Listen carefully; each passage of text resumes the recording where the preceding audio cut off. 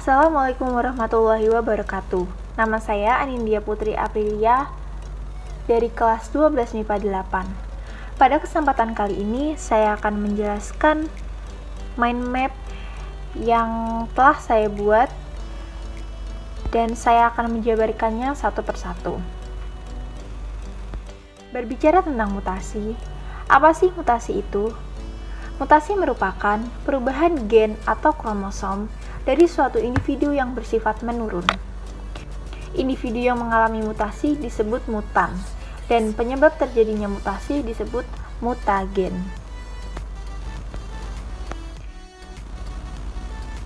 Berdasarkan sel yang mengalami, mutasi dibagi menjadi dua, yakni mutasi somatis dan mutasi germinal. Mutasi somatis adalah mutasi yang terjadi pada sel-sel tubuh atau somatis selama proses pembelahan sel. Mutasi jenis ini tidak akan diwariskan kepada keturunannya. Sedangkan mutasi germinal adalah mutasi yang terjadi pada sel-sel kelamin atau gamet. Mutasi germinal ini mengakibatkan perubahan genetik pada gamet dan perubahan tersebut akan diwariskan kepada keturunan berikutnya. Selanjutnya, berdasarkan cara terjadinya, mutasi dibagi menjadi dua, yakni alami dan buatan. Mutasi alami atau biasa disebut mutasi spontan adalah mutasi yang terjadi akibat adanya kesalahan alami dalam proses duplikasi atau replikasi DNA. Mutasi ini biasanya berlangsung sangat lambat dan jarang terjadi. Beberapa faktor pemicunya antara lain sinar kosmis dari matahari atau luar angkasa, sinar ultraviolet, bahan-bahan radioaktif, dan bahan-bahan kimia. Sedangkan mutasi buatan atau mutasi induksi yakni peristiwa perubahan materi genetik makhluk hidup yang sengaja dilakukan manusia dengan tujuan-tujuan tertentu. Selanjutnya kita beralih ke pembagian mutasi. Berdasarkan tingkatannya, mutasi dibagi menjadi dua, yakni mutasi gen dan mutasi kromosom. Pertama kita bahas dulu tentang mutasi gen. Pada mutasi gen ini tidak terjadi perubahan lokus, bentuk maupun jumlah kromosom, tetapi menimbulkan perubahan pada mRNA dan akibatnya dapat mengubah protein pada sintesis protein sehingga dapat menghasilkan fenotip yang berbeda. Mutasi gen ini penyebabnya ada dua, yakni substitusi dan pergeseran angka.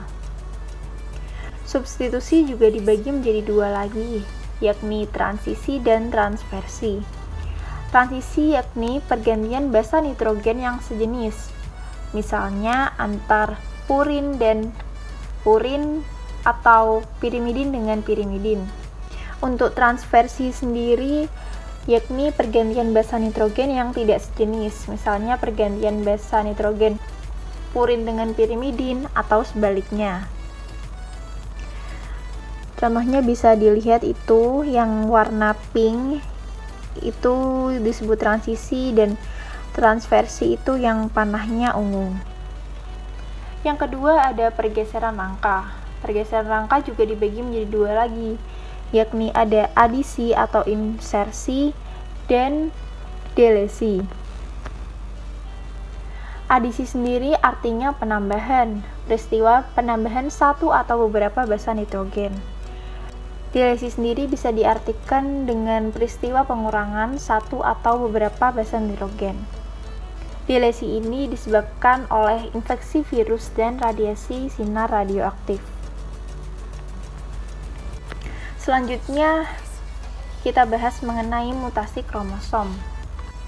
Mutasi kromosom dibagi menjadi tiga lagi, yakni ada perubahan struktur, perubahan jumlah kromosom, dan aneusomik atau perubahan penggandaan. Yang pertama, perubahan struktur juga dibagi menjadi 5. Pertama, delesi. Pada proses delesi ini, lengan kromosom patah dan kehilangan sebagian lokusnya. Patahan tersebut dapat menempel pada lengan kromosom homolognya atau bebas tidak menempel pada lengan kromosom yang lain. Berdasarkan letak patahan kromosomnya dibagi menjadi dua, yakni interkalar dan terminal. Selanjutnya duplikasi.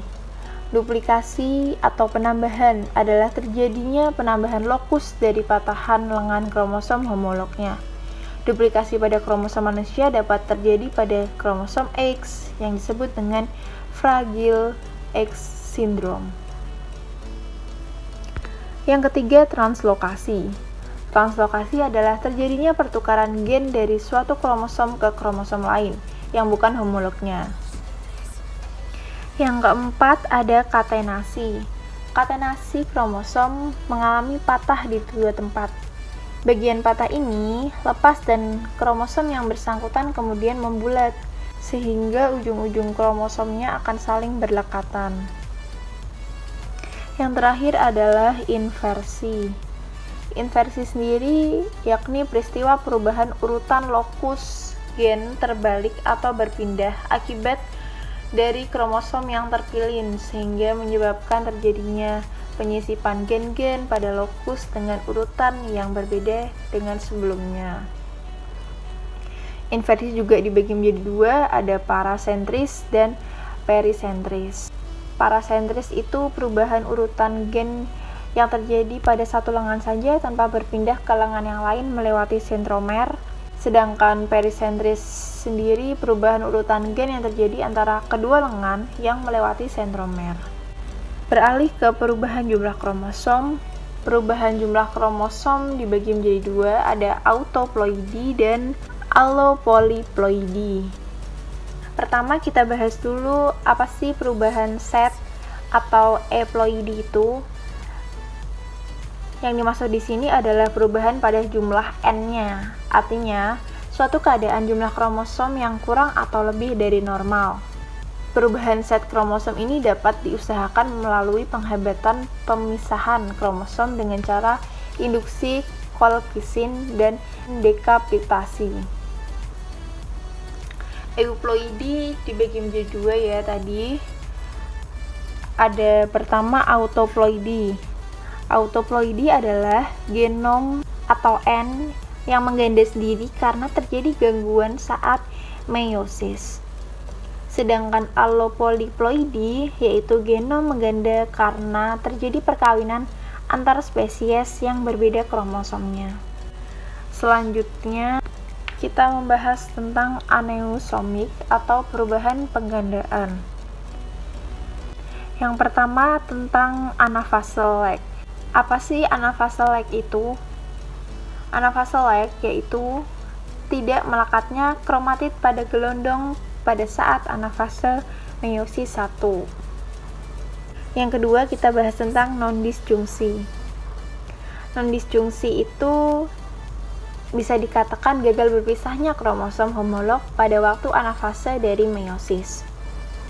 Non-disjungsi sendiri dibagi menjadi 4 macam-macamnya, ada monosomi, trisomi, tetrasomi, dan nulisomi.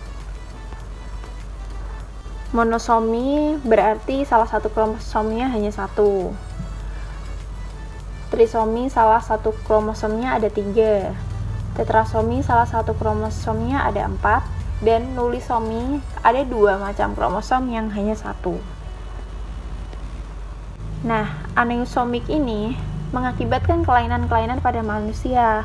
Antara lain ada sindrom Turner, sindrom Klinefelter, sindrom Down, sindrom Patau, dan sindrom Edwards.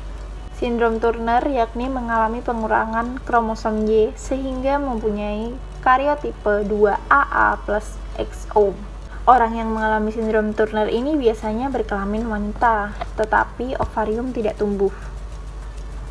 Sedangkan sindrom Klinefelter itu karyotipenya 22AA plus XXY. Sindrom Down atau biasa yang kita kenal dengan Down syndrome itu karyotipenya 45A plus XX atau 45A plus XY. Trisomi terjadi pada autosom pada kromosom pada nomor 21. Biasanya penderita ini menunjukkan gejala kaki pendek, mata sipit, berjalan lambat. Hal ini bisa disebut dengan mongolisme. Yang keempat yaitu sindrom Patau. Sindrom Patau sendiri memiliki karyotipe 45A plus XX. Trisomi pada autosom yang dapat terjadi pada kromosom nomor 13, 14, dan 15. Biasanya gejalanya yakni kepala relatif kecil, mata kecil, telinga rendah dan buruk, tuli, dan ada kelainan jantung. Yang terakhir adalah sindrom Edwards. Sindrom Edwards yaitu memiliki karyotipe 45A plus XX atau 45A plus XY. Trisomi pada autosom mungkin terjadi pada kromosom nomor 16, 17, dan 18. Ciri-cirinya biasanya tengkoraknya lonjong, dada pendek dan lebar, telinga rendah dan tidak wajar. Selanjutnya kita akan membahas tentang penyebab mutasi atau mutagen. Penyebab mutasi dibagi menjadi 3, yakni mutagen biologis, mutagen fisika, dan mutagen kimia. Yang pertama, mutagen biologis. Bahan biologi yang dapat menyebabkan terjadinya mutasi ini antara lain virus dan bakteri. Virus dapat menjadi mutagen utama karena kemampuan DNA atau RNA virusnya yang mengendalikan peristiwa transkripsi dan translasi pada sel inangnya. Yang kedua, bakteri. Bakteri, terutama pada patogen, diduga dapat menghasilkan protein tertentu yang dapat mengganggu atau menghalangi sintesis protein dan merusak struktur DNA. Yang kedua, tentang mutagen fisika. Bahan fisika yang dapat menyebabkan mutasi antara lain ada suhu, sinar UV, sinar X, sinar gamma, dan radiasi kormis. Untuk mutagen kimia sendiri, bahan kimia yang menyebabkan mutasi antara lain ada gas mustard, kafein, pestisida, bahan pengawet, dan lain-lain. Selanjutnya kita akan membahas tentang keuntungan mutasi bagi makhluk hidup. Yang pertama, mutasi radiasi dengan sinar gamma dapat menghasilkan bibit unggul. Contohnya pada padi pelita 1 dan 2 yang menghasilkan padi jenis Atomita 1 dan 2, di mana bibit unggul ini mempunyai kelebihan tahan pada wereng coklat dan bakteri pucuk Xanthomonas oryzaedan. Yang kedua, mutasi radiasi dengan isotop CO60 dapat menghasilkan varietas unggul. Yang ketiga, mutasi radiasi menghasilkan jantan mandul untuk mengendalikan populasi hama. Radiasi pada wereng jantan akan mengakibatkan wereng menjadi mandul. Jantan mandul ini selanjutnya akan dilepas ke populasi wereng, sehingga menghambat terbentuknya keturunan dalam jumlah yang besar. Yang terakhir adalah penghambatan pertumbuhan dan perkembangan kanker dan HIV. Meradiasi sel kanker dan HIV itu menyebabkan sel-sel tersebut mengalami perubahan struktur DNA dan mengakibatkan dihasilkannya senyawa anti pertumbuhan kanker dan anti HIV, sehingga terjadi penghambatan terhadap pertumbuhan sel kanker dan infeksi pada sel darah putih. Demikian penjelasan yang bisa saya sampaikan. Apabila ada kesalahan kata dan kekurangan, saya mohon maaf. Semoga yang saya sampaikan dapat diterima. Sekian, wassalamualaikum warahmatullahi wabarakatuh.